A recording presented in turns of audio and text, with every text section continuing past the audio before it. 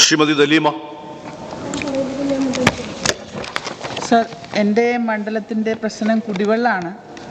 അത് ബഹുമാനപ്പെട്ട മിനിസ്റ്ററിൻ്റെ കീഴിലെ ഉദ്യോഗസ്ഥരെ നമ്മൾ വിളിക്കുമ്പോഴൊക്കെ അവരെ എടുക്കുന്നുണ്ട്, അതിനുവേണ്ടി ശ്രമിക്കുന്നുമുണ്ട്. പക്ഷേ നമ്മളുടെ തീരപ്രദേശം, അതായത് ഒരു സൈഡ് കടലും 3 ചുറ്റും കായലുമായിട്ട് കിടക്കുന്ന പ്രദേശമാണ് എൻ്റേത്. അതിൽ 10 പഞ്ചായത്തിൽ തുറവൂര്, കുത്തിയതോട്, കോടംതുരുത്ത്, എഴുപുന്ന, അരൂര് ഇതിൻ്റെ തീരപ്രദേശങ്ങളിലുള്ള മനുഷ്യർക്ക് കുടിവെള്ളം കിട്ടാത്തത് വളരെയധികം കഷ്ടമായി കിടക്കുകയാണ്. ഇവിടെ മത്സ്യ സംസ്കരണശാലകൾ ഉള്ളതുകൊണ്ട് നമുക്ക് ബോർവെൽ ഉപയോഗിക്കാൻ പറ്റാത്ത സാധ്യതകളുമുണ്ട്. പഴയ കാലഘട്ടത്തിൽ ഉപയോഗിച്ചിരുന്ന കിണറുകളും കുളങ്ങളും എല്ലാം ഇപ്പം മലിനമാണ്. ഈ ജപ്പാൻ കുടിവെള്ളം വന്നതോടെ മലിനമായി. കൂടാതെ നമ്മുടെ ദേശീയപാത 66-ൻ്റെ പണിയുമായിട്ട് ബന്ധപ്പെട്ട് ആ ഭാഗങ്ങളിലൂടെ പോകുന്ന പൈപ്പുകളെല്ലാം പല പ്രാവശ്യവും പൊട്ടുന്ന അവസ്ഥകളാണ്. ഇങ്ങനെ പൊട്ടുമ്പോൾ ഈ തീരപ്രദേശത്ത് കിടക്കുന്ന മനുഷ്യർക്ക് കുടിവെള്ളം കിട്ടുന്നില്ല. അപ്പോൾ അത് തന്നെയല്ല, നമ്മളുടെ മൂവാറ്റുപുഴ ആറിൽ നിന്നും വെള്ളം കൊണ്ടുവരുന്ന പ്രധാന പൈപ്പ് സ്ഥിതി ചെയ്യുന്ന മറവൻതുരുത്ത് പഞ്ചായത്തിലെ റോഡ് നിർമ്മാണവുമായി ബന്ധപ്പെട്ട് പ്രശ്നവും കുടിവെള്ളക്ഷാമം രൂക്ഷമാക്കുകയാണ്. അപ്പോൾ ഇതിൽ അടിയന്തരമായിട്ട് ഇടപെട്ട് നമുക്ക് തുറവൂരിന് ഒരു ടാങ്ക് ഉണ്ടെങ്കിൽ ഒരുപക്ഷേ 2 പഞ്ചായത്തിൻ്റെ കുടിവെള്ളത്തിനെങ്കിലും ശാശ്വതമായിട്ടുള്ള പരിഹാരം ഉണ്ടാവും എന്നുള്ളതാണ് നമ്മുടെ പ്രത്യാശ. അപ്പോൾ ഇതിലിടപെട്ട് ഈ ക്ഷാമത്തിന് ശാശ്വതമായ പരിഹാരം ഉണ്ടാകണമെന്ന് ഈ സബ്മിഷനിലൂടെ ഞാൻ അഭ്യർത്ഥിക്കുന്നു. വളരെ പ്രധാനപ്പെട്ടൊരു കാര്യമാണ് ബഹുമാനപ്പെട്ട MLA ഇവിടെ സൂചിപ്പിച്ചത്. ഈ 2012 കമ്മീഷൻ ചെയ്ത ജിക്ക കുടിവെള്ള പദ്ധതിയിലെ തൈക്കാട്ടുശ്ശേരി പ്ലാന്റിൽ നിന്നാണ് അരൂർ നിയോജക മണ്ഡലത്തിൽ കുടിവെള്ള വിതരണം നടക്കുന്നത്. ഈ പദ്ധതിയിൽ തുറവൂർ, കുത്തിയതോട് പഞ്ചായത്തുകൾക്ക് പൊതുവായി ഒരു ഉന്നതതല ജലസംഭരണി മാത്രമാണ് നിലവിലുള്ളത്. തുറവൂർ പഞ്ചായത്തിൽ ഒരു സംഭരണി നിർമ്മിക്കാൻ കഴിഞ്ഞിരുന്നെങ്കിൽ കുറച്ചും കൂടി കാര്യങ്ങൾ ഭംഗിയായി പോകാൻ കഴിയുമായിരുന്നു. എന്നാൽ അവിടെ ആവശ്യമായ സ്ഥലം നമുക്ക് ലഭ്യമാക്കി തരാൻ പഞ്ചായത്തിന് കഴിഞ്ഞില്ല. ജിക്ക പ്രോജക്റ്റിലും നമ്മൾ ചോദിച്ചു, നമുക്ക് ലഭ്യമാക്കി കിട്ടിയില്ല.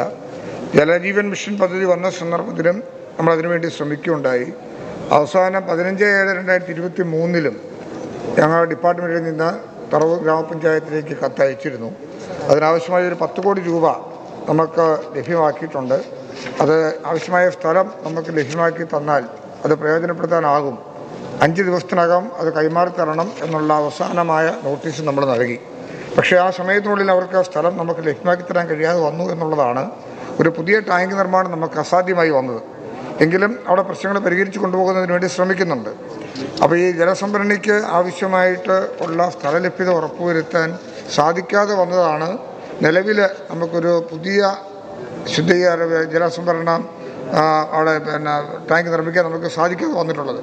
എന്നാൽ നിലവിലുള്ള സംഭരണിയിൽ നിന്ന് ശുദ്ധജലം വാൽവുകൾ ഉപയോഗിച്ച് നിയന്ത്രിച്ച് എല്ലാ ഭാഗങ്ങളിലും വിതരണം ചെയ്യുന്ന സംവിധാനം ശ്രദ്ധിക്കുന്നുണ്ട്. അതോടൊപ്പം 20 കിലോമീറ്ററോളം ദൂരം ഇവിടെ സൂചിപ്പിച്ചു അരൂർ മുതൽ തങ്കിക്കവല വരെ പമ്പിംഗ് മെയിനും പ്രധാന വിതരണ കുഴലുകളും ദേശീയപാതയുടെ ഇരുവശങ്ങളിലുമായാണ് നിലവിലുള്ളത്. ദേശീയപാതയുടെ വീതി കൂട്ടലുമായി ബന്ധപ്പെട്ട് ഇവയ്ക്ക് തകരാറ് സംഭവിക്കുന്നത് മൂലം ജലവിതരണം തടസ്സപ്പെടാറുണ്ട്. 18/5/22 മുതൽ 31/1/2024 വരെയുള്ള കാലയളവിൽ പമ്പിംഗ് മെയിനിൽ മാത്രം ഇത്തരത്തിൽ 10 തവണ കേടുപാടുകൾ സംഭവിച്ചു. ആയത് 2 ദിവസത്തിനുള്ളിൽ തന്നെ പരിഹരിച്ച് ജലവിതരണം പുനഃസ്ഥാപിക്കാറുണ്ടെങ്കിലും സംഭരണിയിൽ നിന്നും വിദൂര മേഖലയിലേക്കുള്ള കണക്ഷനുകളിൽ ജലം എത്തുന്നതിന് 4-5 ദിവസം വരെ വേണ്ടി വരുന്നുണ്ട്. ഇത് പരിഹരിക്കുന്നതിനുള്ള ശ്രമങ്ങൾ നമ്മൾ നടത്തുന്നുണ്ട്. ആ പഞ്ചായത്തിൽ പ്രത്യേകിച്ച് തന്നെ നിയോജക മണ്ഡലത്തിൽ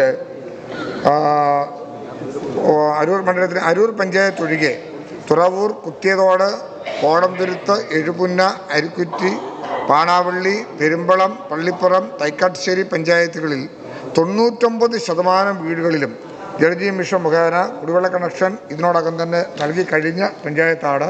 അവിടെ വന്നിരിക്കുന്ന വിഷയം ഒന്നും കൂടി ഗൗരവമായി പരിശോധിക്കാം. റോഡ് പണിയുമായി ബന്ധപ്പെട്ട് വന്ന വിഷയങ്ങളും പരിശോധിക്കാൻ ആവശ്യമായ നിർദ്ദേശം കൊടുക്കാം. ആ നിലയിൽ 100% അവിടെ ജലവിതരണം ഉറപ്പുവരുത്തുന്നതിന് സാധ്യമായ എല്ലാ കാര്യങ്ങളും ഗവൺമെൻറ് സ്വീകരിക്കുന്നതായിരിക്കും.